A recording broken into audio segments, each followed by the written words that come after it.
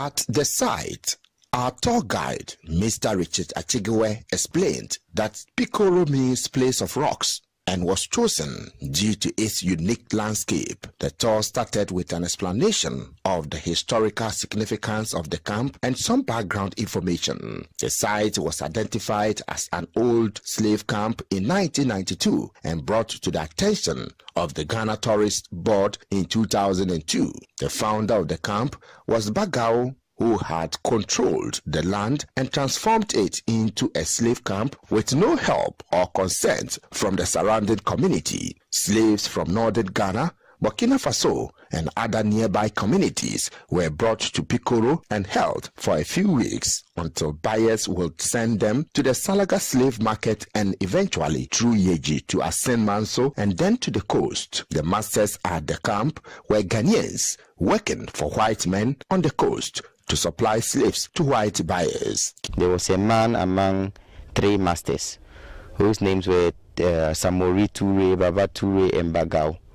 These are African slave masters who raided from here, from the northern Ghana now, even up to Burkina Faso, including Mali, the old Mali Empire, which from the same history made us know that the northern Ghana now was part of Burkina Faso, known to be the Upper Volta during those days. So among the three masters, the Bagao is a native of this particular community, Nania. He's a settler, not really a born native. A settler, one who came to the community or the village by then seeking for land or pleaded for a piece of land from our people by then to settle with them. And what we learned is they agreed, they accepted him in good faith, thinking he's only a brother who is in need. So they accepted him, he became a brother to the community. And then later that he brought up his plans. And of course, our people didn't know that he was into this business. Till later when he told them that it's my turn now to help you. He felt me without even knowing where I'm coming from. So it's my turn. This is my offer to you.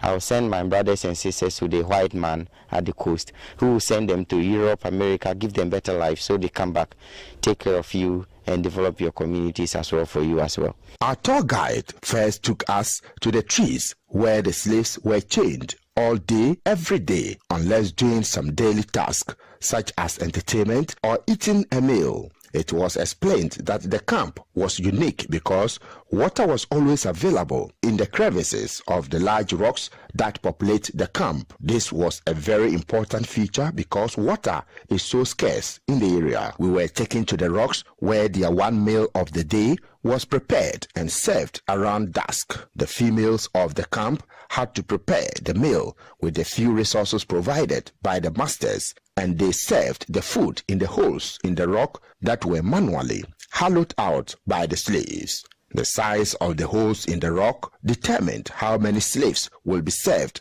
out of that vessel. This is where they put food. These are their plates. These holes you are seeing are plates of the slaves. They were made by the slaves using stones.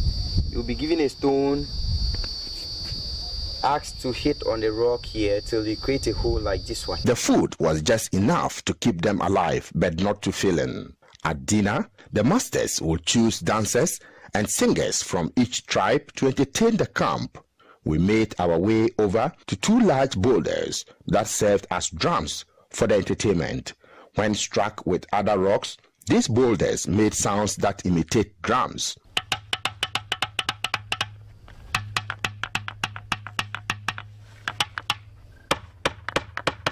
The masters knew that singing and drumming could help with the stress and morale of the slaves, which could in turn motivate them to survive. The masters also inspired the slaves by telling them that going to the coast was a special opportunity to be educated by the white men and learn skills that will make them more successful upon their return home. Next, we visited the meeting place of the slaves, where the masters stood on top of a large pile of rocks to examine the slaves below them and select who to bring with them on their multi-month march to Salaga, we also visited the watchtower of the slave raiders.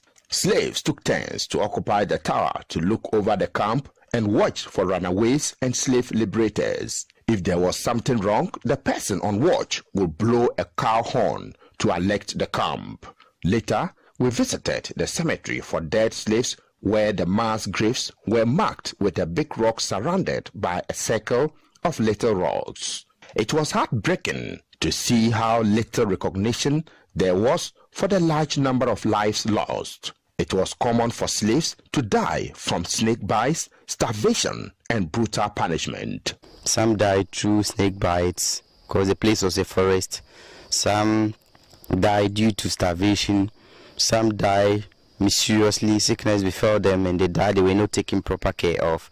Some too died through punishments. Our last stop was the Rock of Fear, the so-called punishment rock, where slaves sat with their hands tied behind their back and their feet crossed and chained to the rock. They were forced to watch the sun from sunrise to sunset, and many lost their eyesight over the course of the day. The third punishment on the rock was almost always fatal, and all of the slaves gathered to observe. Your legs in front of you, across your hands at your back, across like I'm sitting now, and you'll be forced to watch the sun rays from where it rises, from where the sun rises to where the sun sets. Your eyes will be widely opened watching the sun.